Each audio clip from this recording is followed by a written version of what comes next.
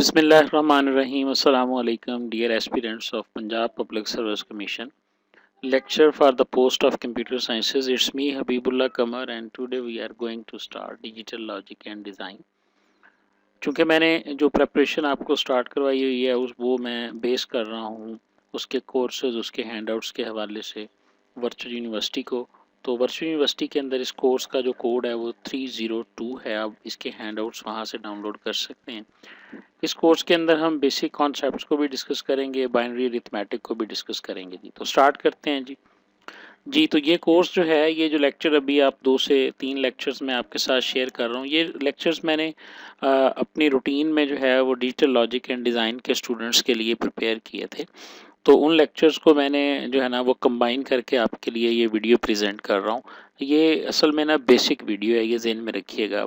ये होगी और एक इसके बाद मैं और वीडियो आपके साथ शेयर करूँगा। ये 2 वीडियोज़ जो है ना ये आपने लाजमी तौर पर कॉन्सेप्ट बनाने के लिए इनको सुन लेना है। उसके बाद फिर जो है वो मैं एक शॉर्ट वीडियो बनाऊंगा जो 40 to 50 मिनट्स की होगी, जिसके अंदर स्पेसिफिकली जो है वो मैं इसको मुख्तसर करके पूरे सिलेबस को जो है ना वो कवर कर दूंगा। ठीक है, तो जो करंट ये वाला जो लेक्चर है इसके अंदर हम डिजिटल लॉजिक एंड डिज़ाइन की थ्योरी को समझेंगे और बाइनरी अरिथमेटिक को कंप्लीट करेंगे, जिसके रिलेटेड क्वेश्चंस आते हैं पेपर के अंदर।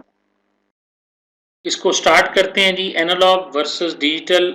हम आप में से सारे लोग जानते हैं जी कि जो क्वांटिटीज़ हैं, कुदरती तौर पर जो क्वांटिटीज़ पाई जाती हैं, हम अपनी ज़िंदगी में जो क्वांटिटीज़ के साथ डील करते हैं, आपने अपने मैट्रिक और एफएससी लेवल की फिज़िक्स के पहले चैप्टर में ये पढ़ा होगा कि हमारे पास क्वांटिटीज़ होती हैं जिनको हम मेजर करते हैं, और उन क्वांटिटीज़ के नाम आपने पढ़े जी। मैस है, वेट है, स्पीड है, इसी तरह और भी आपने कुछ बेसिक क्वांटिटीज़ के बारे में पढ़ा, फिर आपने ड्राइव्ड क्वांटिटीज़ के बारे में पढ़ा। तो दुनिया में जितनी भी क्वांटिटीज़ एग्जिस्ट करती हैं उनमें से जो मोस्टली जो क्वांटिटीज़ हैं वो कॉन्टीन्यूस नेचर की हैं। तो कॉन्टीन्यूस क्वांटिटीज़ क्या होती हैं, और उसके अलावा जो हमारे पास डिजिटल क्वांटिटीज़ होती हैं वो कैसे होती हैं, और फिर अगर हमारे पास ज़्यादातर क्वांटिटीज़ जो हैं वो कॉन्टीन्यूस नेचर की हैं तो हम उनको डिजिट्स के साथ कैसे रिप्रेजेंट करते हैं, असल में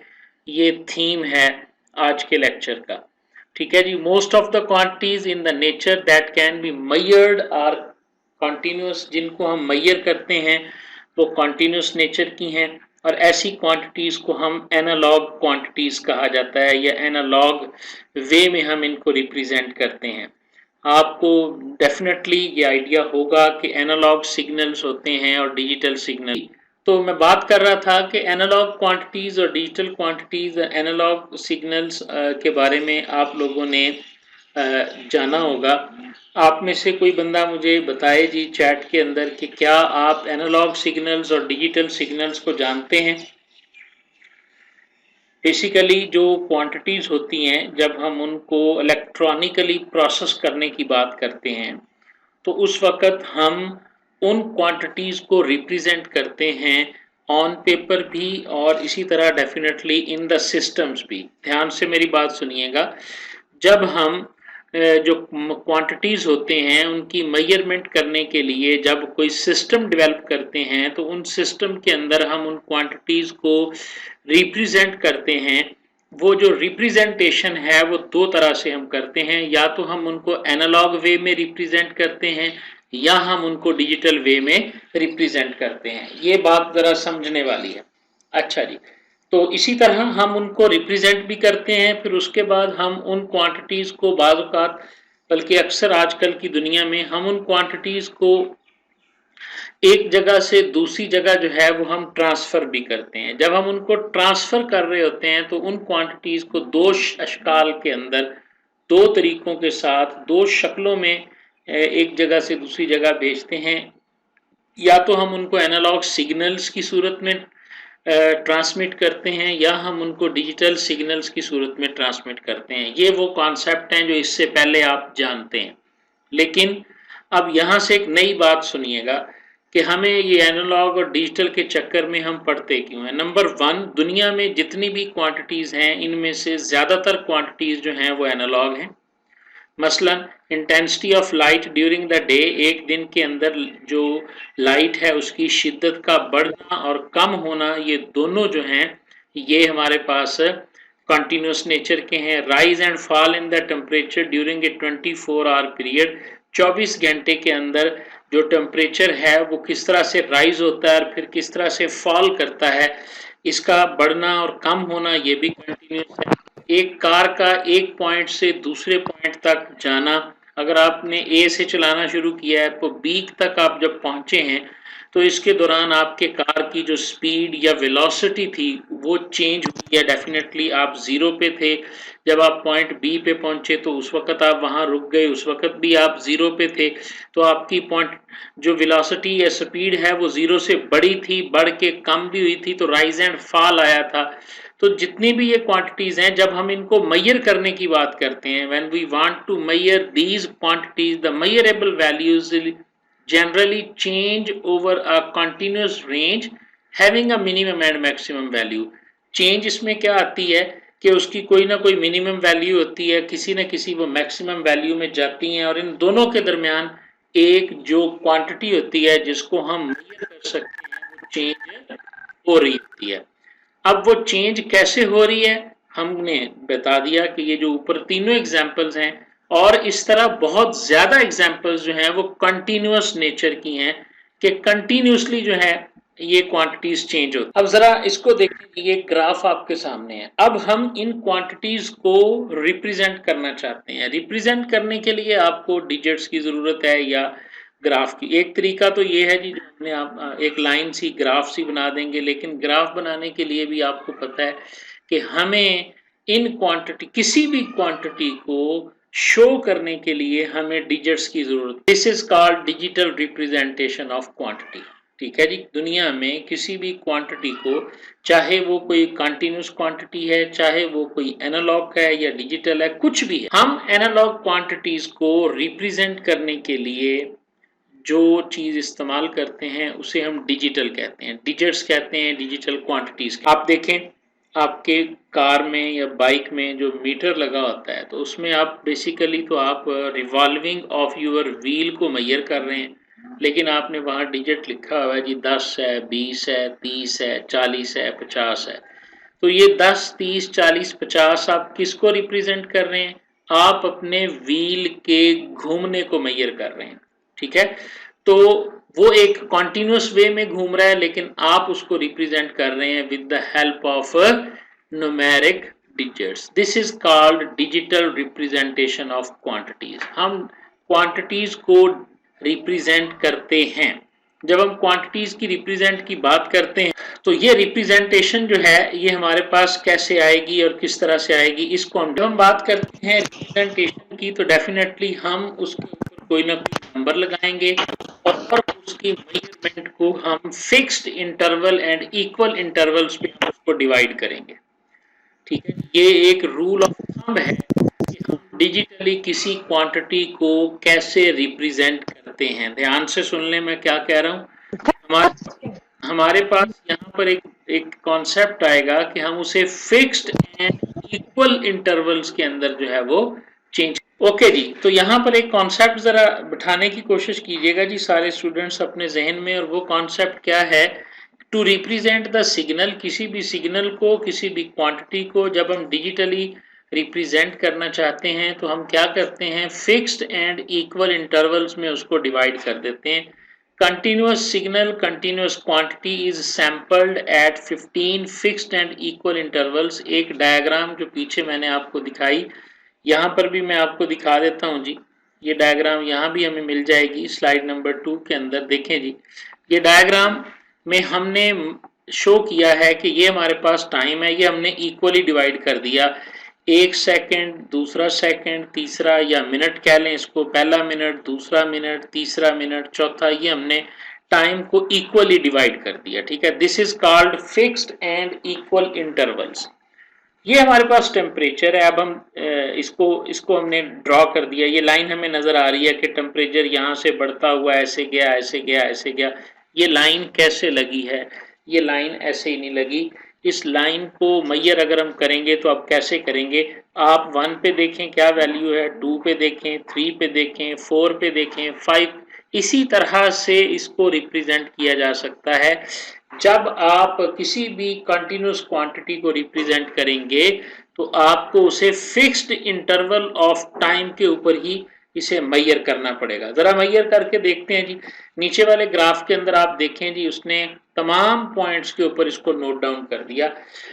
जब एक पहले मिनट के ऊपर ये 0 थी, दूसरे मिनट के ऊपर मैयर किया, उसे ये पॉइंट लगा दिया गया, तीसरे के ऊपर है, इसी तरह चौथे पे है, इसी तरह पांचवें पे है, छठे पे ये 34 था, सातवें पे ये 25 थी, इसी तरह आठवें पे 23 थी, और इस तरह ये पॉइंट्स 15 पॉइंट्स के ऊपर जो जो वैल्यू थी वो वैल्यू यहां पर मेंशन कर दी गई है।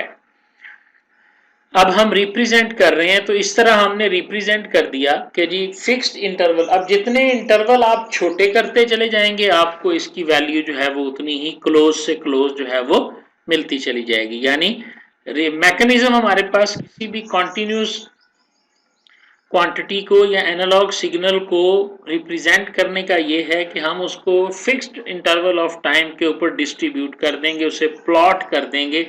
तो अब जितने भी छोटे इंटरवल हो जाएंगे, अगर आप ये इंटरवल 15 की बजाय 30 कर दें, ठीक है, तो आपके पास 30 वैल्यूज जो है ना वो आ जाएंगी। और इसी तरह अगर आप इन इंटरवल्स को 15 की बजाय 7 कर देंगे तो फिर ये डायग्राम आपके पास कैसे बनेंगी जी, देखेंगे जी जरा।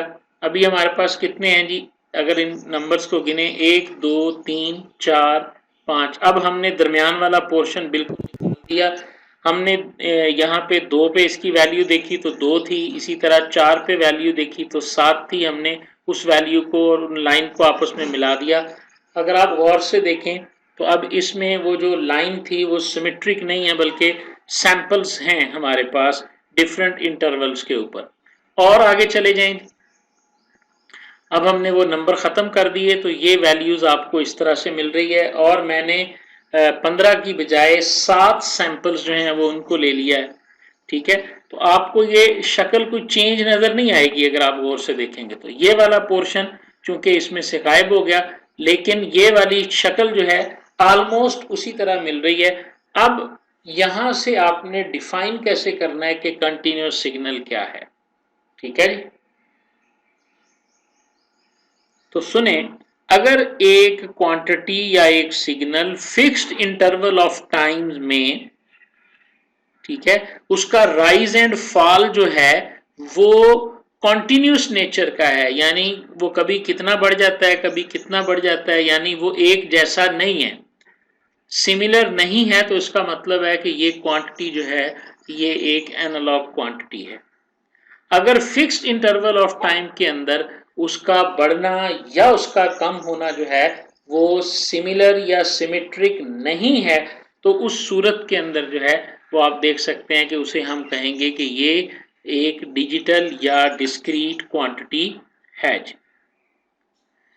बात यहां तक समझ आनी चाहिए जी कि most of the quantities in the world in the nature are continuous, and there is a mathematical system by which we can represent in an analog and continuous quantity by plotting a graph and distributing the rise and fall यानी minimum and the maximum value over fixed interval of a time।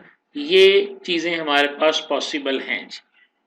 अब आ गया जी कि हम electronically कैसे process करते हैं, यानी अगला सवाल या अगली बात हमारी ये है कि इन क्वांटिटीज को हम इलेक्ट्रॉनिकली कैसे प्रोसेस करते हैं, ठीक है जी।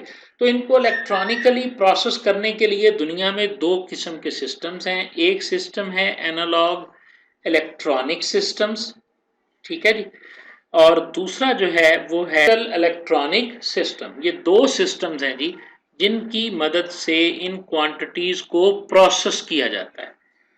हम बात करने जा रहे हैं कि डिजिटल लॉजिक एंड डिजाइन की, कि ये दुनिया में जो सीपीयू बन गया ये कैसे बना, ये दुनिया के अंदर जो हम जो है वो कैलकुलेशन कर रहे हैं बजरिया इलेक्ट्रॉनिक गैजेट्स। ये हो कैसे रहे हैं, इनके पीछे साइंस क्या है, कैसे आवाज 1 2 3 में चेंज हो जाती है, कैसे तस्वीर 0 और 1 बन जाती है और वो जाके आपकी हार्ड डिस्क में मेमोरी में जो है ना वो स्टोर हो जाती है। बेसिकली हमने इस फिलॉसफी को अंडरस्टैंड करने की कोशिश करनी है डिजिटल लॉजिक एंड डिजाइन के अंदर।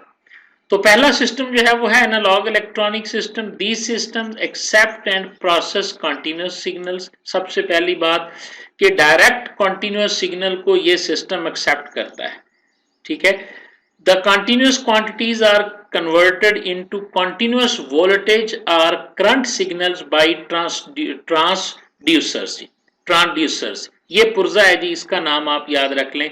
यहां पर ये बात आपको समझ में आ गई कि ट्रांसड्यूसर कौन सा पुर्जा है, ऐसा पुर्जा है जो कंटीन्यूअस क्वांटिटी को चेंज करता है कंटीन्यूअस वोल्टेज या करंट के अंदर, ठीक है जी। ऐसा सिस्टम एनालॉग इलेक्ट्रॉनिक सिस्टम, ऐसा सिस्टम जो कंटीन्यूअस सिग्नल को डायरेक्टली एक्सेप्ट कर लेगा और प्रोसेस कर लेगा, किसी किस्म की कोई चेंज नहीं लेके आएगा उसके अंदर। और दूसरी बात क्या है कि वो रिप्रेजेंटेशन कैसे करेगा, कंटीन्यूअस क्वांटिटी को वो कंटीन्यूअस वोल्टेज के साथ या करंट सिग्नल्स के साथ जो है वो उसे रिप्रेजेंट करेगा। और जो पुर्जा ये काम करता है उस पुर्जे को हम ट्रांसड्यूसर कहते हैं जी, ये लफ्ज भी याद रखना है। ये पहला पुर्जा है इस एनालॉग सर्किट का जो आज हमें पता चला कि जी जो एनालॉग सिग्नल्स को एनालॉग वोल्टेज में चेंज करता है उसका नाम ट्रांसड्यूसर है। दूसरा सिस्टम देखें जी, these systems accept and process discrete samples representing actual continuous signals। ध्यान से सुन ले क्या कह रहा है जी, सिग्नल ये कॉन्टिन्यूअस है लेकिन इसको रिप्रेजेंट किया गया है डिस्क्रीट सैंपल्स। जैसे ऊपर मैंने आपको ग्राफ बना के दिखाया, याद करो कि पहला ग्राफ जो था उसके अंदर हमने देखा कि वो कॉन्टिन्यूअस ग्राफ था, फिर हमने नीचे इंटरवल बनाए, उन इंटरवल के अंदर हमने 15 इंटरवल में भी उसको चेंज करके देखा, 7 इंटरवल में भी चेंज करके देखा। तो जो फिक्स्ड इंटरवल के ऊपर हमने उसके सैंपल्स बनाए हुए हैं, ये ऐसा सिस्टम है जो उन कंटिन्यूअस सिग्नल्स की डिस्क्रीट रिप्रेजेंटेशन को एक्सेप्ट करता है और प्रोसेस करता है।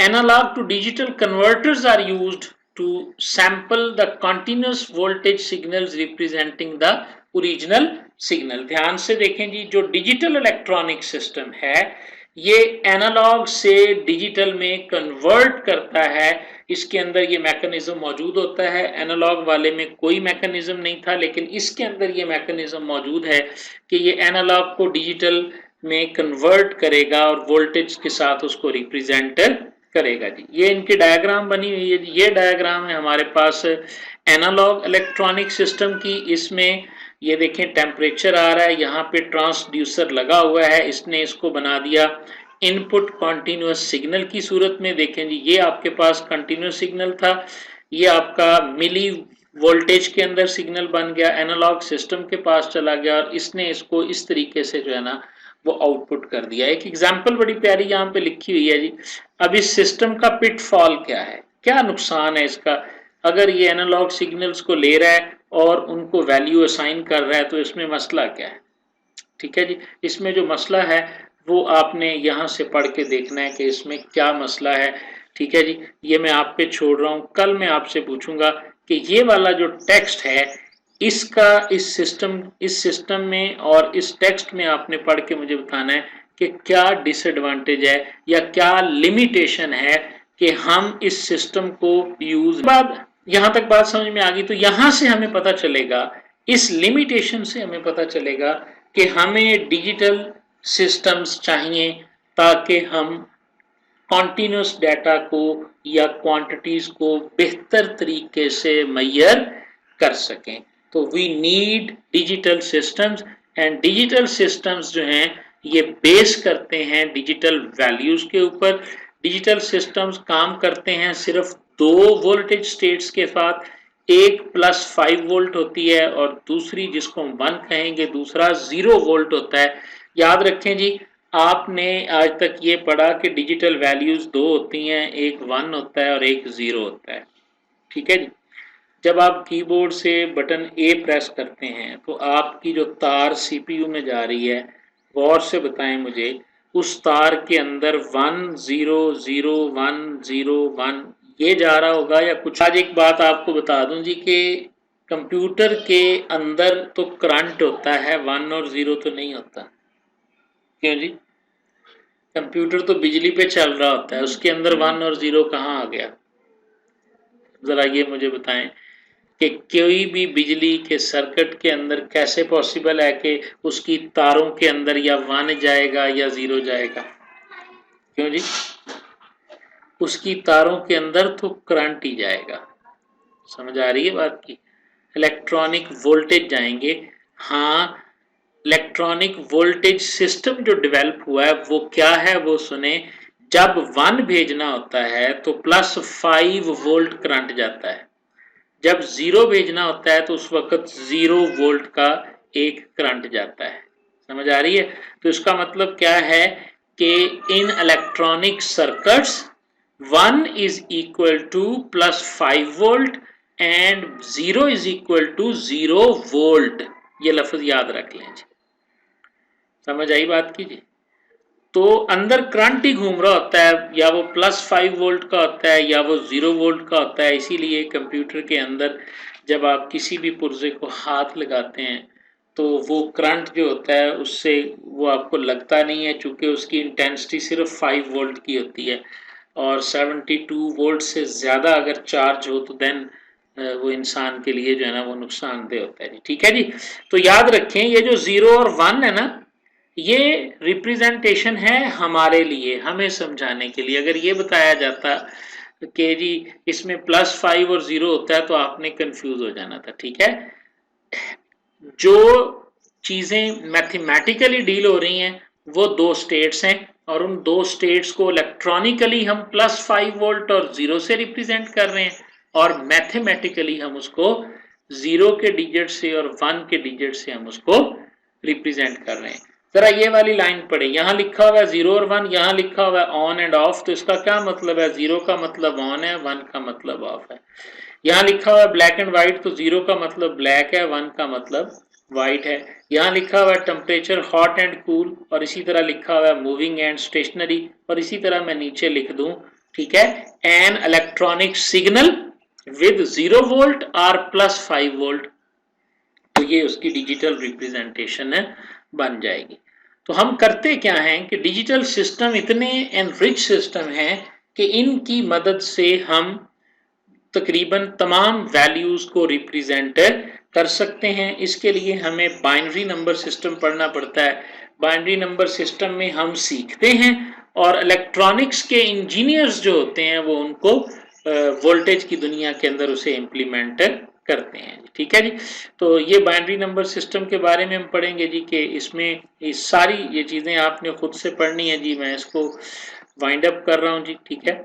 डिजिटल डोमेन के एडवांटेजेस भी आपने खुद पढ़ने हैं, और मैं सिर्फ यहाँ पे एक चीज़ आपको बता रहा हूँ जी कि हम डिजिटल को कैसे रिप्रेजेंट करते हैं। ये वैल्यूज़ पढ़िएगा जी, कि अगर मैं 4 रंगों को रेड, ब्लू, ग्रीन और येलो को रिप्रेजेंट करना चाहता हूँ तो मैं इसको 0 0 0 1 1 0 और 1 1 से रिप्रेजेंट कर सकता हूँ। लेकिन अगर मैं ये चाहूँ कि 0 1 का कोई और कम्बिनेशन मुझे मिल जाए और मैं किसी और रंग का वो नाम रख सकूं, तो अब पॉसिबल नहीं है। जितने डिजिट्स आपके पास होते हैं, अगर आपके पास 2 डिजिट हैं तो आप 2 की ताकत 2, उससे 4 चीजों को रिप्रेजेंट कर सकते हैं। ठीक है जी? ये बात ध्यान से सुनिएगा। अगर आपके पास नंबर ऑफ डिजिट्स 2 होंगे, जैसे ये 2 डिजिट हैं 0, ये भी 2 हैं, तो 2 डिजिट्स के साथ कितनी चीजों को रिप्रेजेंट किया जा सकता है? 2 रेज़ टू द पावर 2। अच्छा, इसी तरह आप फर्ज करें 39 है। अब 39 को रिप्रेजेंट करने के लिए सिंपली आप इसको बाइनरी में चेंज कर दें। तो जब आप इसको बाइनरी में चेंज करेंगे तो ये 6 डिजिट आपको नजर आ रहे हैं। तो 6 डिजिट से मैक्सिमम कहां तक हम रिप्रेजेंट कर सकते हैं? 2 रेज़ टू द पावर 6, और जो कि बनती है 64। 64 तक तो आप 6 डिजिट के साथ रिप्रेजेंटेशन कर सकते हैं, लेकिन जैसे ही 65 होगा तो आपको एक डिजिट और बढ़ाना पड़ जाएगा जी। अब आगे आ जाएंगे, ये हो गया जी 39 को हमने रिप्रेजेंट कर दिया बाइनरी में। अब इस बाइनरी को हम मशीन के अंदर डालते हैं। जब मशीन के अंदर डालेंगे तो मशीन इसे कैसे रिप्रेजेंट करेगी, ये 1 के लिए +5 वोल्ट का सिग्नल जनरेट करेगी, और 0 के लिए 0 वोल्ट का, फिर 0 वोल्ट का, फिर +5 वोल्ट, फिर +5 वोल्ट और फिर +5 वोल्ट। यहाँ से इजीली हम डिकोड कर सकते हैं 1 0 0 1 1 1। तो आपके कीबोर्ड की तार में आपकी रैम से आपके सीपीयू के अंदर और आपके सीपीयू के अंदर जो कुछ भी हो रहा होता है वो +50 वोल्ट +50 वोल्ट की शक्ल में ही हो रहा होता है। यहाँ तक अगर किसी का कोई भी क्वेश्चन है जी। आज हम बात करेंगे बेटा नंबर सिस्टम के ऊपर और कोर्स के ऊपर। ये कंप्यूटर ग्रेजुएट्स के लिए कोई नई चीज़ तो नहीं है, आपने यकीनी तौर पे अपने मैट्रिक से पहले की क्लासेस के अंदर ये चीज़ें सीखी होंगी। तो नंबर सिस्टम किस तरह से है, सबसे पहला जो नंबर सिस्टम है वो डेसिमल नंबर सिस्टम है, जो कि 0 से लेकर 9 तक आदाद पर मुश्तमिल है, जो हमारा रूटीन का नंबर सिस्टम है। ठीक है, इसके अंदर हम वैल्यूज़ को किस तरह से पुटअप करते हैं, बेसिकली ये पोजीशन नंबर सिस्टम होता है। 275 का मतलब होता है कि 2 की भी एक पोजीशन है, 7 की भी एक पोजीशन है और 5 की भी एक पोजीशन है। एक तो ये डिजिट है ना 2, 7 और 5, और एक इनकी पोजीशन वैल्यू होती है। तो इनकी पोजीशन वैल्यू को हासिल करने का जो रूल है वो यही होता है कि 5 को आप 10 से मल्टीप्लाई कर दें, 7 को भी 10 से मल्टीप्लाई कर दें और 2 को भी 10 से मल्टीप्लाई कर दें, जैसे ये हमने किया हुआ है 5 मल्टीप्लाई 10, 7 मल्टीप्लाई 10, 2 मल्टीप्लाई 10। और जो आपकी राइट मोस्ट यानी इकाई का जो होता है उसे हम 0 लिखेंगे, 1 लिखेंगे, 2 लिखेंगे। तो जिस तरह आपको याद होगा ना, हम कहते थे कि ये 1 है, ये 10 है और ये 100 है। आपको याद होगा हम कहते थे इकाई है, दहाई है और ये 100 है। या इसको इंग्लिश मीडियम में आपने पढ़ा है यूनिट है, ये 10 है और ये 100 है। तो इसका मतलब क्या है, ये 2 है तो इसको 100 से मल्टीप्लाई करेंगे, ये 7 है तो इसको 10 से, और ये 5 है तो इसको 1 से मल्टीप्लाई करेंगे तो ये 200 हो जाएगा, ये 70 बन जाएगा, ये 5 बन जाएगा। जब इन तीनों को हम ऐड करेंगे तो हमारे पास 275 ये आ जाएगा। ये एक जनरल रूल है जो आप याद कर लें। किस को नंबर सिस्टम कोई भी होगा तो अगर हम उसकी वैल्यू को फाइंड करना चाहते हैं तो हम इस तरह से फाइंड कर सकते हैं जी। नंबर सिस्टम के अंदर ज़ाहिर है हमारे पास फ्रैक्शनल नंबर सिस्टम भी आ जाता है। अगर हमारे पास वैल्यू 382.91 है तो इसको हम कैसे कैलकुलेट करते हैं। यहाँ तक तो हमें समझ आ गई कि हम 3 को 100 से मल्टीप्लाई करेंगे, ठीक है ना। ये लाइन कोई नई नहीं है, तमाम स्टूडेंट्स के लिए ये लाइन बिल्कुल क्लियर।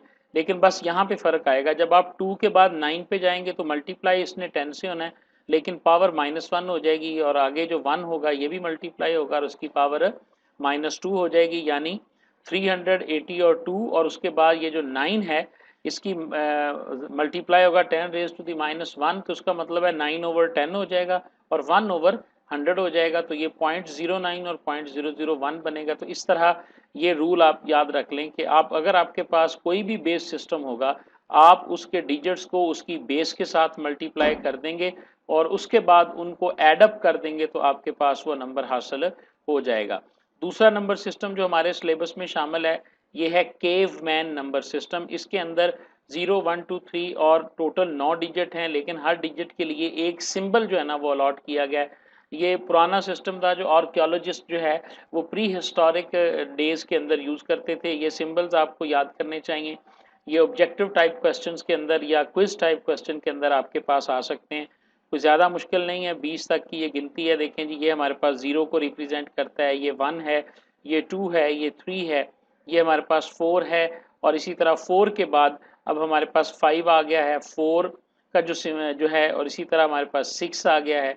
ठीक है जी, 6 के बाद 7 है, 8 है, 9 है, और इसी तरह 10 11 12 ये टोटल हमारे पास केवमैन नंबर्स हैं।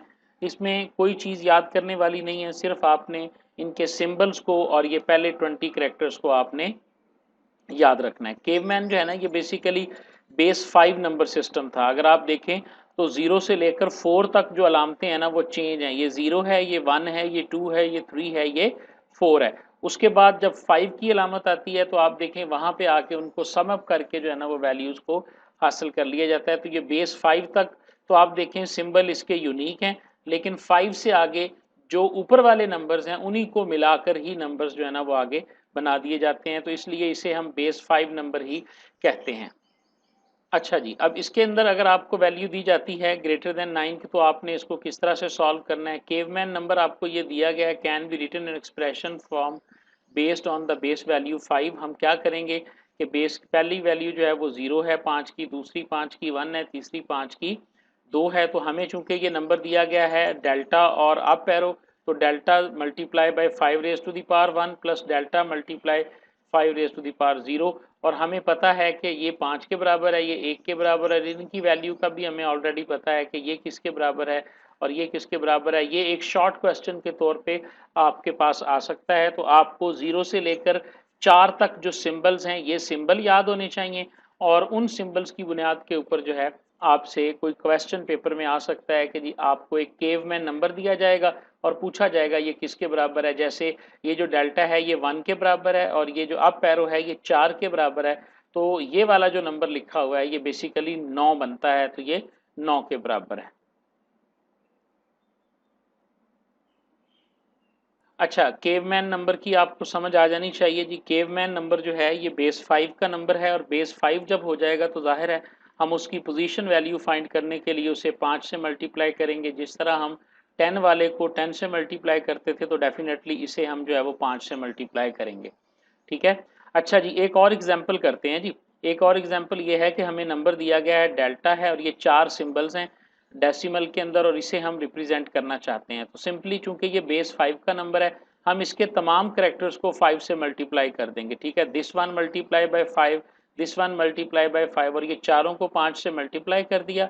और जो राइट मोस्ट है वहां से हमने इसकी पावर दी 0 1 2 एंड 3, जो कि आम रूल है और एक नॉर्मल स्टूडेंट भी जो है उसे इस बात का पता होता है, क्योंकि उसने अपनी जो सेकेंडरी क्लासेस हैं उसमें पढ़ा होता है। तो अब 5 की वैल्यू क्या होगी कि ये मल्टीप्लाई होगा 125 से, क्योंकि 5 रेज टू द पावर 3 जो है वो 125 25 5 और 1, ये हमारे पास आ गई वैल्यू।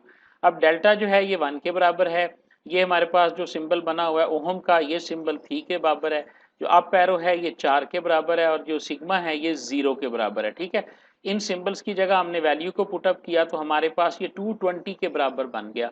ठीक है, ये बात ज़हन में रख लें। इस तरह की कोई एग्जांपल आपको मिल सकती है। तो दो नंबर सिस्टम हमने पढ़ लिए, एक डेसिमल नंबर सिस्टम और दूसरा हमने पढ़ लिया है केवमैन सिस्टम जी। अब तीसरे नंबर सिस्टम पे आते हैं जी, जिसके ऊपर सारे का सारा डिजिटल सिस्टम जो है वो बेस करता है, तो वो है बाइनरी नंबर सिस्टम जी।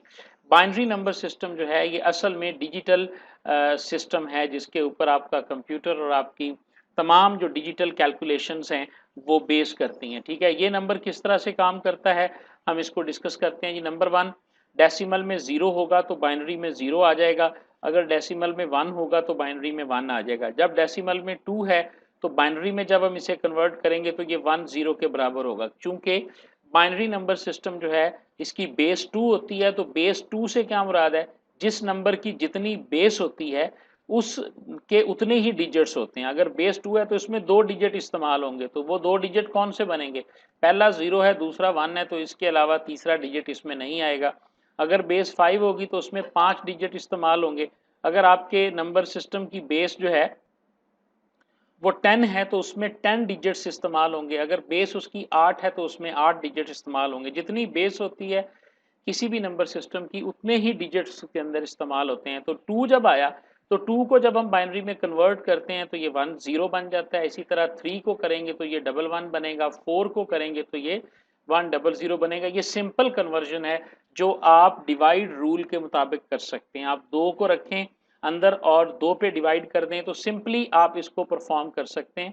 अगर आपको ये याद नहीं है तो मैं ये आपको करके दिखा देता हूँ कि ये आपके पास 2 है और इस तरह करके आप इसे डिवाइड करेंगे। ठीक है, 2 और 1 डैश 0 बच जाएगा। तो अब आप इसको रखेंगे तो ये 1 0 के बराबर होगा। ठीक है, ये 2 को मैंने देखा 2 पे बेस पे डिवाइड कर दिया तो 2 1 जा 2 और 0 बचा, तो ये 1 0 जो है ना वो आपके पास ऐसे आ जाएगा। ठीक है, इस तरह आप इसको जो है वो हासिल कर सकते हैं। अब अगर हम बात करें कि जी मैं 5101 कैसे बनेगा, तो ये भी हम कर सकते हैं जी।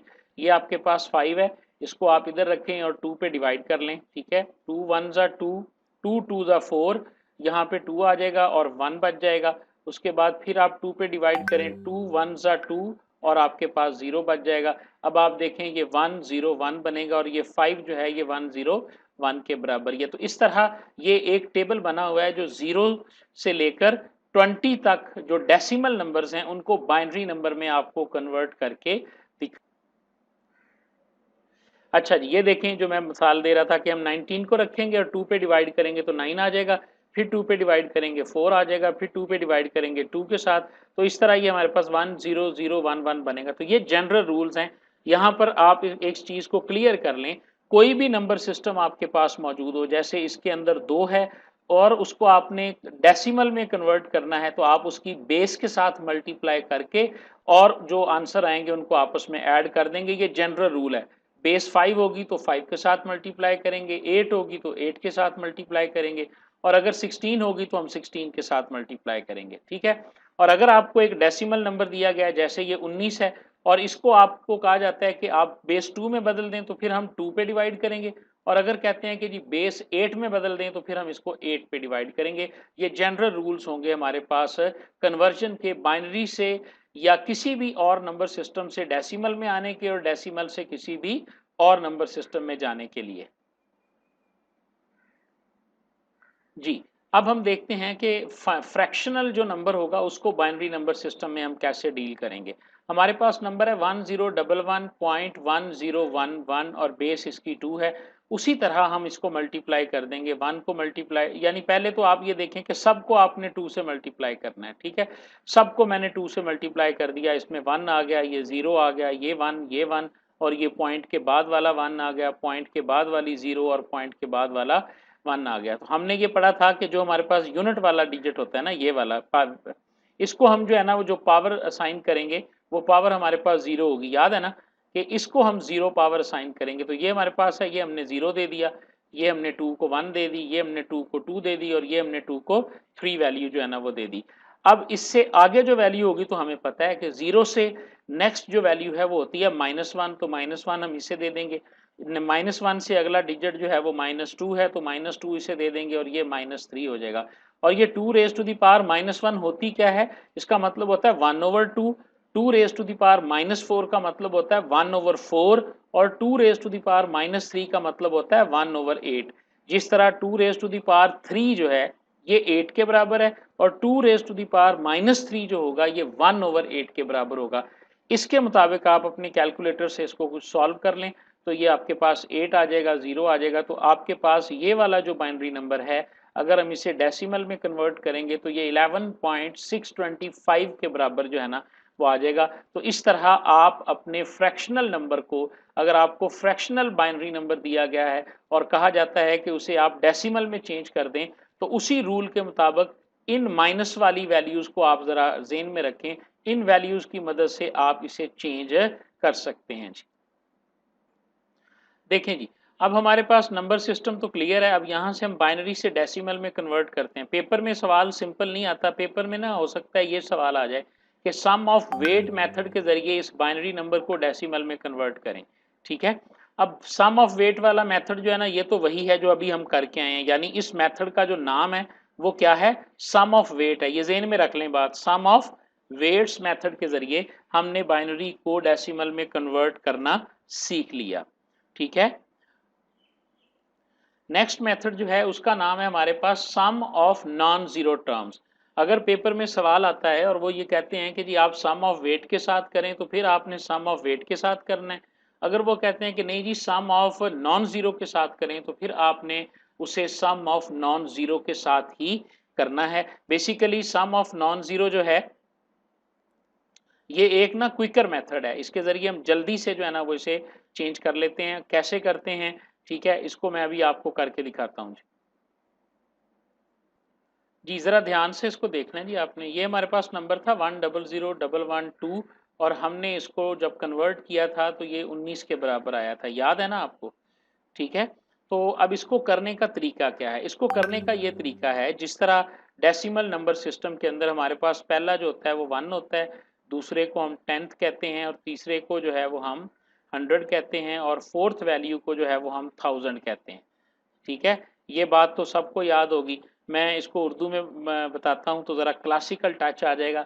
इकाई कहते थे, दहाई कहते थे, सैकड़ा कहते थे और हज़ार कहते थे, और मॉडर्न वे में हम इसे unit, tenth, hundred and thousand value कहते थे। ठीक है, बिल्कुल इसी तरह हमारे पास जो बाइनरी नंबर सिस्टम है ना, उसमें जो पहला है ना वो 1 है, और जो दूसरा डिजिट है वो है हमारे पास 2, और जो तीसरा डिजिट है वो है हमारे पास 4, और जो चौथा डिजिट है उसकी वैल्यू है 8, और पांचवें डिजिट की वैल्यू है 16, और छठे डिजिट की वैल्यू जो है वो 32 है। ये क्यों है और कैसे है? वैसे तो ये सिंपल रूल है, मतलब इसमें कोई ऐसी हार्ड एंड फास्ट चीज नहीं है, ये सिंपल रूल है। वहां पर भी रूल पता क्या था? 10 रेज टू द पावर 0, उसके बाद 10 रेज टू द पावर 1, उसके बाद 10 रेज टू द पावर 2, उसके बाद 10 रेज टू द पावर 3। जब आप इसको कन्वर्ट करें तो ये बनेगा 1, ये 10, ये 100 और ये 1000।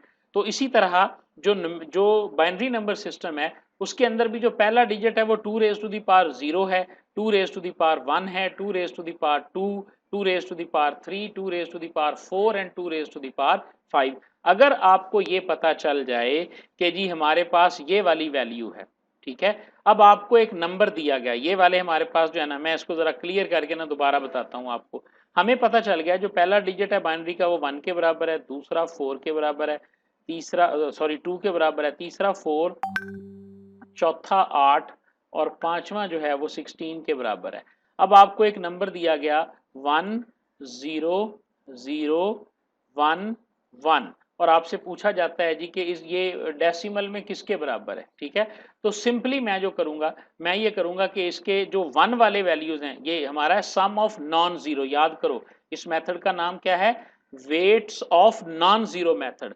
तो नॉन जीरो टर्म हमारे पास एक ये है, इसका वेट ले लूंगा, इसका वेट ले लूंगा और इसका वेट ले लूंगा, 16 जमा 2 जमा 1, तो आप देखें मेरे पास 19 बनेगा। तो मैं डायरेक्टली जो है वो बाइनरी नंबर को, अगर मुझे उनके वेट्स का पता चल जाए, ये वेट्स मैंने कैलकुलेट कर लिए, तो इन वेट्स के जरिए मैं weight of non zero method के जरिए डायरेक्टली कैलकुलेट कर सकता हूं कि मेरे पास जो है वो 19 कैसे आया। समझ आ गई बात की जी? इसी तरह मैं डेसिमल पोर्शन को तो छोड़ देता हूं, लेकिन मैं इस पोर्शन की बात करता हूं। इस पोर्शन में अगर मैं लिखूं जी 1 0 1 1, तो ये 1 है, 1 ये मतलब इसका वेट 1 है, इसका 2 है, इसका 8 है, तो 8 2 10 और 1 11। तो आप देखें जी कि आपके पास ये 11 की वैल्यू आई और ये आपके पास 19 आया। तो ये इसे आप डायरेक्ट मेथड भी कह सकते हैं कि ये एक डायरेक्ट मेथड है बाइनरी से डेसिमल में कन्वर्ट करने का। ठीक है, और आप इसे, इसका बाकायदा नाम जो है वो है सम ऑफ नॉन जीरो टर्म्स। जी, अब नेक्स्ट हम देखते हैं जी कि हम डेसिमल से बाइनरी में किस तरह से कन्वर्ट करते हैं। डेसिमल नंबर को जब हम बाइनरी में कन्वर्ट करेंगे तो आप देखोगे कि सम ऑफ वेट्स का एक तरीका है और दूसरा तरीका हमारे पास क्या है। ठीक है, अगर आपको पेपर में क्वेश्चन आता है तो सम ऑफ वेट्स के हवाले से ही आएगा, ये थोड़ा सा डिफरेंट तरीका है। जो दूसरा तरीका है वो बिल्कुल आसान है, जो डिवीजन वाला मेथड है वो हम इससे पहले जो है ना वो कर चुके हैं जी।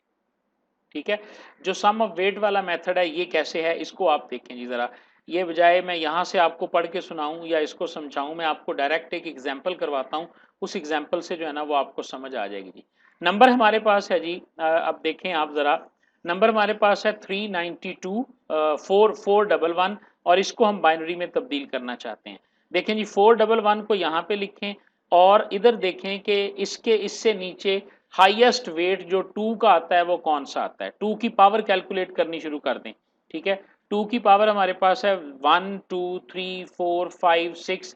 तो आप देखोगे कि 2 रेज टू दी पावर जो आती है ना हमारे पास वो ऐसे बनती है, यानी 1 आएगा, उसके बाद 2 आएगा, उसके बाद 4, उसके बाद 8, उसके बाद 16, इसी तरह 32, उसके बाद हमारे पास 64, 64 के बाद 128, 128 के बाद 256 आएगा, और 256 के बाद आएगी 512। ये 2 की ताकत में ले रहा हूँ। ठीक है जी, 2 रेज टू द पावर 0 1 2 3 4 ये मेरे पास आ गया। आपने देखना है कि 411 से छोटी पावर जो है ना वो कौन सी है। ठीक है, अब 211 से छोटी पावर जो है ना वो 411 से छोटी पावर है 256, और 256 जो है ये कितनी पावर है? 256 हमें पता होना चाहिए इतना सा 1 2 0 1 2 3 4 5 6 7 8 है, ये समझ आ रही है।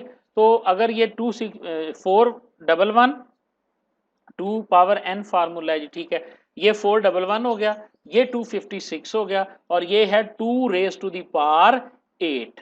क्या है? 2 रेज टू दी पावर 8 है। तो आप एक सिंगल वन लगा के साथ में आपने 8 जीरोज लगा देनी है, 1 2 3 4 5 6 7 8, ये बराबर हो गया बाइनरी के 2 रेज टू दी पावर 8।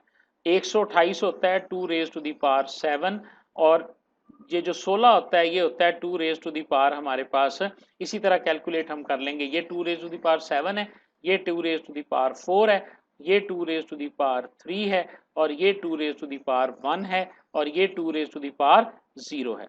411 और इससे छोटा जो है वो 256 है, तो हमने लिख दिया 256 को बाइनरी में। कैसे लिखना है? अगर 2 रेज टू दी पावर 8 है तो 1 लिख के साथ में 8 जीरो आप लगा दें।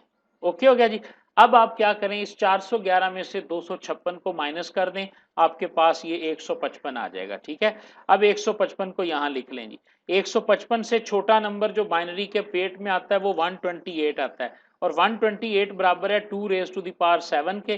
2 रेज टू द पावर 7 किसके बराबर होगा? 1 के साथ हम 7 दफा 0 लिख देंगे, ठीक है। इस तरह ये 1 के साथ हम 7 दफा 0 लिख देंगे, ये बन जाएगा 127। अब इसको और इस नंबर को हम जमा कर देंगे तो हमारे पास ये वाला जवाब आ जाएगा, ठीक है। उसके बाद हमने क्या किया, 155 में से 128 को माइनस किया तो हमारे पास 27 आ गया। 27 से जो लेस वैल्यू बनती है वो 16 बनती है। 16 होती है 2 raise to the power 4। 2 raise to the power 4 क्या बनेगा? 1 के साथ 4 जीरोस, ठीक है, ये 1 के साथ 4 जीरो बन गए। अब आपके पास ये वाला जो नंबर आया है उसको आपने, उसके अंदर आपने 10000 को ऐड कर दिया। ऐड करने के बाद आपके पास ये आंसर आ गया। 27 में से 16 को माइनस किया तो बचा 11। 11 को हमने यहां लिखा। 11 से जो कम की वैल्यू है वो है 8, ठीक है। 8 होती है 2 raise to the power 3। 2 raise to the power 3 का मतलब है 1 के साथ आपने, यानी 8 को जब आपने बाइनरी में चेंज किया तो आपके पास आ गया जी 100 जी। अब 100 को आपने इसके अंदर ऐड कर दिया तो ये आपके पास ये वाली वैल्यू बन गई। अब उसके बाद आपने 11 में से 8 को माइनस किया, 3 आ गया, तो यहाँ पे हमारे पास 3 आ जाएगा। 3 में से हम 2 निकालेंगे तो 2 को जब कन्वर्ट करेंगे तो ये 10 के बराबर होगा, और अब इस रकम के अंदर हम 10 को ऐड कर देंगे तो ये हमारे पास ये वाला आंसर आ जाएगा। इसी तरह एक बच गया और एक इसमें भी एक है, और ये हमारे पास इस तरह से हम इसको सम अप करते जाएंगे और इसे हम ऐड करते जाएंगे जी। मैं रिपीट कर देता हूं जी कि 411 इससे कम वाली जो हमारे पास 256 आएगा, ये एक चार्ट आप बना लेंगे 1 2 4 8 6 72 64 128 256 एंड 512 512। एक जो है ये बाइनरी में एक के बराबर है, 2 जो है ये 10 के बराबर है, 4 जो है ये 100 के बराबर है, 8 जो है ये 1000 के बराबर है। इस तरह आप ये एक पूरा चार्ट बना लेंगे 1 2 4 8 किसके बराबर है, ठीक है। उसके बाद आपने 411 है, इससे कम 256 है, 256 की बाइनरी वैल्यू आप यहाँ पे लिख दें। 411 में से 256 को माइनस करें, 155 यहाँ पे आ गया। अब ले लें 155 को। 155 में से जो कम वैल्यू बनती है वो 128 बनती है। इस चार्ट में 128 है। 128 की जो वैल्यू होती है बाइनरी वो बराबर होती है 1000000 के। आप क्या करेंगे, इसको और इस नंबर को ऐड करके यहाँ पे आंसर लिख देंगे, ये आपका बाइनरी नंबर बन गया। और उसके बाद फिर 155 में से 128 को माइनस करेंगे तो 27 आ जाएगा, ठीक है। फिर 27 में से आप 16 को माइनस कर देंगे, चूंकि 27 से लेस नंबर जो है वो यहाँ पे 16 बनता है। इसी तरह लेस को माइनस करते जाएंगे। ये जो वैल्यूज हैं, जो 127 यानी 256 उसकी वैल्यू में ऐड कर दें 128 की वैल्यू, फिर ऐड कर दें 16 की वैल्यू, फिर ऐड कर दें 8, फिर 2 और फिर 1, तो ये आपके पास जो है ना वो आंसर आ जाएगा। ये कहलाता है हमारे पास डेसिमल से जब हम कन्वर्ट करते हैं बाइनरी में with sum of weights method जो है ये कहलाता है जी। तो दूसरा मेथड जो है हमारे पास वो मशहूर ज़माना मेथड है जी, और वो है रिपीटेड डिवीजन बाय 2। अगर आप एक डेसिमल नंबर को बाइनरी में तब्दील करना चाहते हैं तो आप उसे 2 पे डिवाइड करते जाएंगे। जी, दूसरे नंबर में हम इसे 2 पे डिवाइड करेंगे। ये वही चीज़ है जो मैंने जो है ना वो करके दिखाई थी आपको कि हम क्या करेंगे। मैं अगर इसको व्हाइट बोर्ड की तरह में करके दिखाऊँगा तो हमने क्या किया, 392 अंदर रखा और उसे हमने जो है ना वो 2 पे डिवाइड कर दिया, ठीक है? ये वही कुछ लिखा हुआ है, 2 पे डिवाइड करेंगे तो ये 196 आएगा, 196 और बचेगा हमारे पास 0। ये वाला तरीका है, समझ आ रही है? ये वाला तरीका है। तो 2 पे डिवाइड किया 196, 0 बच गया।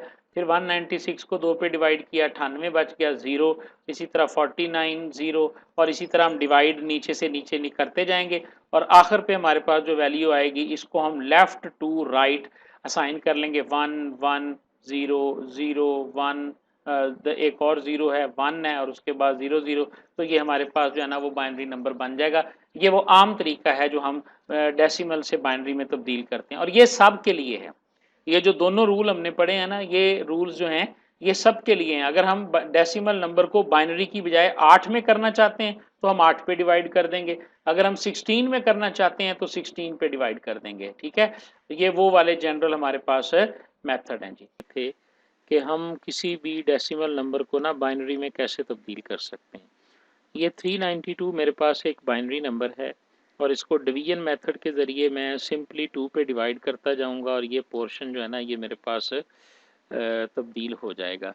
ये वो सिंपल तरीका है जो आपने अपनी प्रीवियस क्लासेस में लाजमी पढ़ा होगा। अगर यहाँ तक बात आप सबको समझ आ गई है तो इससे आगे हमने स्टार्ट करना था कि जो फ्रैक्शनल नंबर्स होते हैं उनको फिर हम किस तरह से जो है ना वो चेंज कर सकते हैं।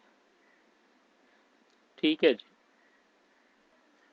जी, बाइनरी अरिथमेटिक के अंदर सबसे पहले हमारे पास बाइनरी एडिशन आता है कि अगर 2 नंबर बाइनरी होंगे तो हम उनको कैसे ऐड करेंगे, ठीक है? ये टेबल आपके लिए बेमानी है, हम इसको आगे एक एग्जांपल के साथ सॉल्व करते हैं तो वहाँ से आपको इसको क्लियरली समझ आ जाएगी। देखें जी, ये आपके पास कैरी की पोजीशन आ गई है, इसी तरह सब्ट्रैक्शन है, तो हमने किस तरह इसको ऐड करना है, ठीक है? उसके बाद सब्ट्रैक्शन है, ऐड करते वक़्त हमने करना क्या होता है कि जी अगर हमारे पास नंबर आ रहा है जैसे ये 1 है, ये नंबर है हमारे पास फर्स्ट नंबर, सेकंड, थर्ड, ये 4 रकमें हैं। 1 को जब हम 1 में ऐड करते हैं ना तो हमारे पास 2 आंसर आता है, ठीक है? अब 2 जो है ये बाइनरी नंबर सिस्टम में नहीं होता और 2 जो है वो इक्विवेलेंट होता है 1 0 के। तो लिहाजा 0 यहाँ लिखा जाएगा, 1 जो है ना ये कैरी हो जाएगा, ठीक है? जब हम 1 को यहाँ कैरी कर लेंगे तो 1 2 3 4, ये 4 1 जो है ना वो हो जाएंगे, ठीक है?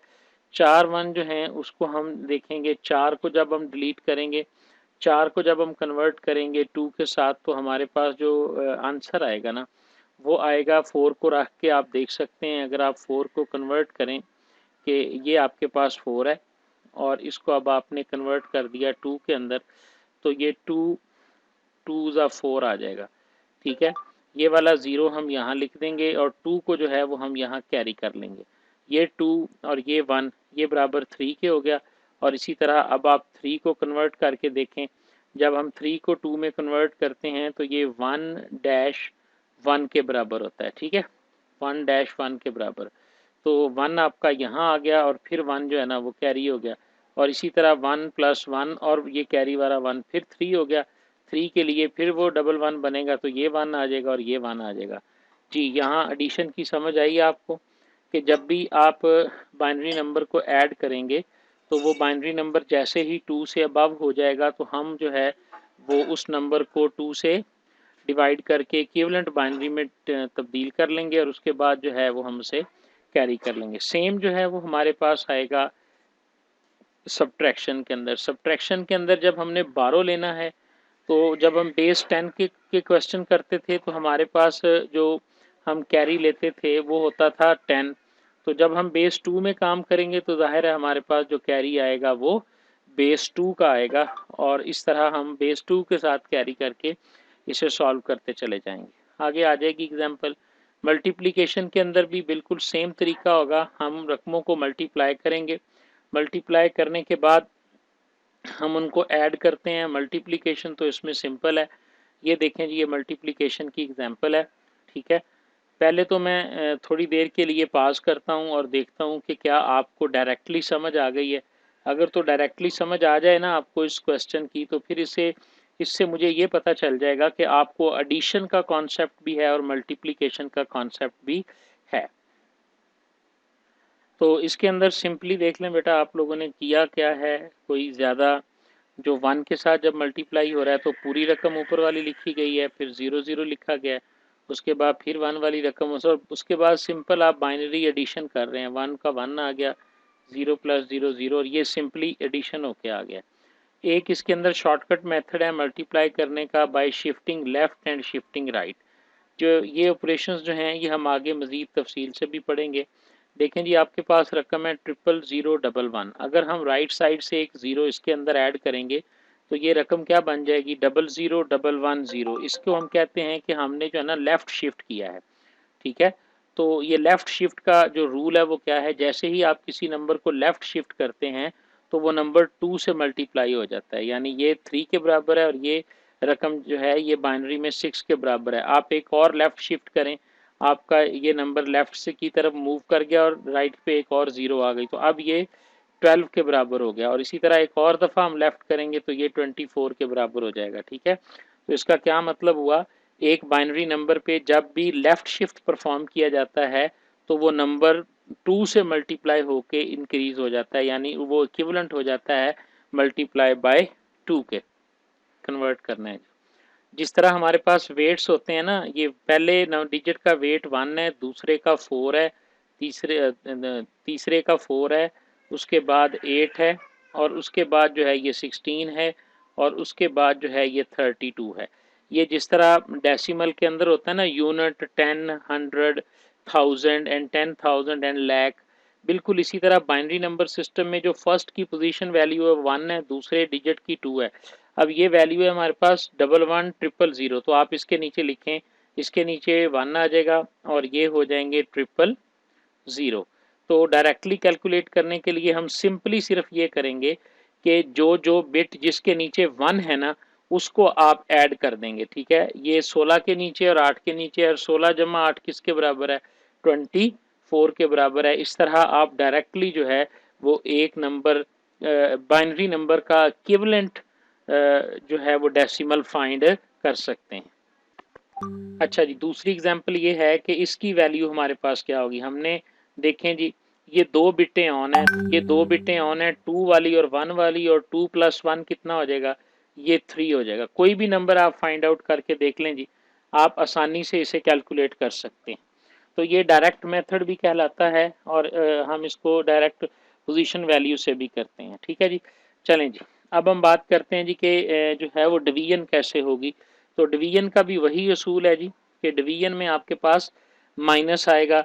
ये देखें जी, 11101 है और 101 पे हमने इसको डिवाइड करना है, तो ये या 1 पे जाना है या 0 पे जाना है। जब हम 1 पे लेके जाएंगे तो 110 के नीचे 101 आ गया। ये वाला पॉइंट बड़े ही ध्यान से समझने वाला है जी आपका। अब हमने करना क्या है, ये 0 है और ये 1 है, इस 0 में से इस 1 को माइनस करना है। तो यहाँ पे जो हम कैरी लेंगे ना वो हमारे पास 2 आएगा। 2 हमने कैरी लिया, उस 2 में से हमने 1 माइनस किया, यहाँ पे 1 आ जाएगा। यहाँ पे एक ही था, जब यहाँ से 2 कैरी आ गया तो यहाँ 0 बच गया। 0 में से 0 निकालेंगे 0, और 1 में से 1 निकालेंगे 0, यानी सिर्फ 1 बचेगा। ऊपर से हमने 1 को निकाला, 1 को नीचे ले आए। ठीक है, और 1 को नीचे लाए और उसके बाद ये 0 पे गया, यहाँ पे 0 चला गया, नीचे 3 0 लिख के 1 बाकी बच गया। तो जब हम 1101 को 101 पे डिवाइड करेंगे तो इसका जो कोशंट होगा वो 10 होगा, और जो रिमाइंडर होगा वो इसका 11 होगा। ठीक है, इस तरह आप इसको जो है ना वो डिवीजन भी इसकी परफॉर्म कर सकते हैं। ठीक है, उसके बाद हमारे पास ऑप्शन आ गई है राइट, शिफ्टिंग राइट की। देखें, ये मेरे पास 20 है, जब मैं इसको राइट शिफ्ट करूंगा तो ये 2 पे डिवाइड हो जाएगा, यानी 10 रह जाएगा। आप देखें, ये 20 है, ये 0 है, ये 1 है, ये 2 है, ये 4 है, और ये 8 है, और ये 16 है। 16 + 4 जो है ये 20 के बराबर है। आपने राइट शिफ्ट किया, यानी एक 0 को उड़ा दिया, तो आपके पास ये नंबर बन गया 01011। अब आप पोजीशन वैल्यू कैलकुलेट करें, ये 2 है और ये हमारे पास 2 है और ये 8 है, 8 प्लस 2 किसके बराबर है, 10 के बराबर है। उसके बाद फिर राइट शिफ्ट की, जिस तरह हम लेफ्ट शिफ्ट में पढ़ रहे थे कि लेफ्ट शिफ्ट जब हम करते हैं तो हमारे पास क्या हो रहा था कि हम नंबर 2 से मल्टीप्लाई हो रहा था, तो राइट शिफ्ट जब भी हम बाइनरी नंबर को राइट शिफ्ट करेंगे तो वो नंबर 2 पे डिवाइड हो जाएगा, यानी ये हमें राइट से पता चल गया जी। ठीक है। उसके बाद हमारे पास है साइंड और अनसाइंड बाइनरी नंबर के जिस तरह हमारे पास डेसिमल नंबर माइनस में भी हो सकते हैं और पॉजिटिव में भी हो सकते हैं, तो बाइनरी नंबर सिस्टम जो है इसके अंदर नेगेटिव और पॉजिटिव नंबर को हम किस तरह से डील करते हैं, इसके अंदर कॉन्सेप्ट आएगा आपका। तो बाइनरी नंबर्स को हैंडल करने के लिए जो असूल बाइनरी नंबर में अपनाया जाता है वो ये क्या करता है जी कि MSB मोस्ट सिग्निफिकेंट बिट का मुखफ़्फ़ है ये MSB, यानी जो लेफ्ट मोस्ट हमारी बिट होती है, अगर वहाँ पे 1 हो तो हम कहेंगे कि ये एक नेगेटिव नंबर है, और अगर उसके अंदर 0 है तो इसका मतलब है हम इसे पॉजिटिव नंबर कहेंगे। मसलन +13 और -13 है। अब ये हमारे पास है +13, अगर हम 13 की वैल्यू लेना तो 13 तो सिर्फ ये बनता है हमारे पास, इतना नंबर जो है ये 13 के बराबर है। आप इसको कन्वर्ट करके देख लें जी, ये 1 है और उसके बाद ये हमारे पास 2 है, ये हमारे पास 4 है, ये 8 है। 8 + 4 12 और 1 13, तो ये 13 के बराबर है। इसकी लेफ्ट मोस्ट पे चूंकि 0 है तो हम इसे कहेंगे कि ये नंबर जो है ये +13 को जो है ना वो जाहिर कर रहा है। ठीक है। लेकिन यहाँ पर अगर हम देखेंगे तो लेफ्ट मोस्ट बिट को छोड़ के बाकी नंबर जो है ये 13 है, तो इसका मतलब है कि ये नंबर जो है ये -13 को शो कर रहा है। ठीक है। ये तरीक़ाकार अपनाया जाता था डिजिटल सिस्टम्स के अंदर पॉजिटिव और नेगेटिव नंबर को, बाइनरी नंबर को शो करने के लिए। लेकिन उसके बाद फिर इसको मज़ीद थोड़ा बेहतर किया गया। आपने ये वाला पैरा जो है ना वो देख लेना है। लेकिन इसके बाद जो कॉन्सेप्ट आया है वो कॉन्सेप्ट आया है कॉम्प्लीमेंट ऑफ नंबर का ना, 1s and 2s कॉम्प्लीमेंट जो है वो हम कैसे कैलकुलेट करते हैं। Informing the digital system how to treat with binary number is not very efficient, यानी ये वाला जो तरीका था ये इतना एफिशिएंट तरीका नहीं था।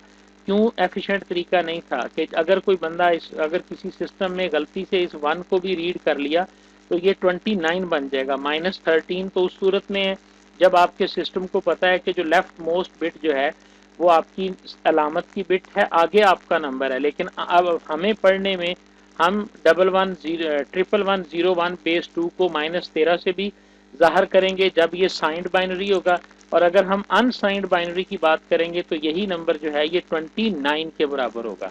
ठीक है। तो फिर यहाँ पर आकर रिसर्चर्स ने जो है वो नई टेक्निक यूज़ की जिसे हम 1s and 2s कॉम्प्लीमेंट कहते हैं। 1s and 2s complement basically क्या है, a better way is to represent negative number is their 2s complement, कि जिस नंबर को आप नेगेटिवली जिस नेगेटिव नंबर को हम 2 कॉम्प्लीमेंट बनाकर जो है वो सिस्टम के अंदर स्टोर करेंगे। ये बात आप अपने जहन में बिठा लें। अब हमने ये देखना है कि 2 कॉम्प्लीमेंट जो है वो बनेगा कैसे। ठीक है। हम बात करेंगे 2 कॉम्प्लीमेंट बनाने की। तो 2 कॉम्प्लीमेंट कैसे कैलकुलेट होगा। नंबर 1 आपके पास 13 है, आप -13 को जो है ना वो स्टोर करना चाहते हैं, तो आप उसमें से 13 नंबर जो है उसको लेंगे और उसके बाद इसका 1 कॉम्प्लीमेंट कैलकुलेट करेंगे। 1 कॉम्प्लीमेंट कैलकुलेट करने का जो सबसे आसान फार्मूला है वो ये है कि बिट्स को इन्वर्ट कर दो। अगर ये 1 है तो 0, अगर 0 है तो 1, और ये 1 0, ये भी 1 0 के बराबर और ये 0 1 के बराबर। जब आप एक नंबर को इन्वर्ट कर देते हैं, जैसे कि ये आपके सामने है, ये नंबर जो है ये इन्वर्ट किया हुआ है इस नंबर से। ठीक है। तो ये बेसिकली इसका 1s कॉम्प्लीमेंट है। 1s कॉम्प्लीमेंट लेने के बाद इस नंबर के अंदर ये वाला जो नंबर है इसमें 1 को मजीद ऐड कर दें, तो ये वाला नंबर जो है ये 2 कॉम्प्लीमेंट है किसका, 13 का। के डिजिटल सिस्टम के अंदर किसी भी नंबर को अगर आप 13 को नेगेटिव में स्टोर करना चाहते हैं तो आप इस नंबर को 2 कॉम्प्लीमेंट में चेंज करेंगे, और 2 कॉम्प्लीमेंट में चेंज करने के लिए पहले आप इसका बाइनरी नंबर बनाएंगे। बाइनरी नंबर का इन्वर्ट करके, यानी जो 0 है उसको 1 और जो 1 है उसको 0 बनाएं तो ये 1 कॉम्प्लीमेंट बन जाता है। उसके अंदर फिर मजीद जब आप 1 ऐड करेंगे तो ये आपके पास 2s कॉम्प्लीमेंट बन जाएगा। तो ये यहाँ पे आपको क्लियरली बताया गया है कि अगर हम डिजिटल सिस्टम की बात करेंगे तो डिजिटल सिस्टम के अंदर अगर हम +13 को स्टोर करेंगे तो ये वैल्यू होगी 01101 जो कि उसकी एक्चुअल वैल्यू है। लेकिन जब हम -13 को करेंगे तो हम इस वैल्यू का 2's कॉम्प्लीमेंट लेके वहां पे स्टोर कर देंगे। तो ये बताएगा सिस्टम को कि ये नंबर जो है ये 2 कॉम्प्लीमेंट्स की सूरत में है, लिहाजा ये एक नेगेटिव नंबर है। इस क्वेश्चन को देखें जी। The most significant carry bit जो है इसको डिस्कार्ड कहते, retaining only 5 bits prove that. Similarly, it can be shown that adding the numbers +7 and -13 result is -6। कहता है जी कि +7 को -13 के अंदर ऐड करो आप। ये अभी हम कैलकुलेट करके आए हैं -13 को, जब हमने पिछली स्लाइड के अंदर देखा कि ये नंबर जो है ये -13 है। अब इसके नीचे +7 लिख दो और उसके बाद इन दोनों को आप ऐड करो तो आपके पास ये वाला नंबर आया, ये वाला। यहाँ तक तो सबको समझ आनी चाहिए एडिशन की, ठीक है। मैं दोबारा देख रहा हूँ जी, ये नंबर आपके पास एडिशन आपको यहाँ पे नजर आना चाहिए।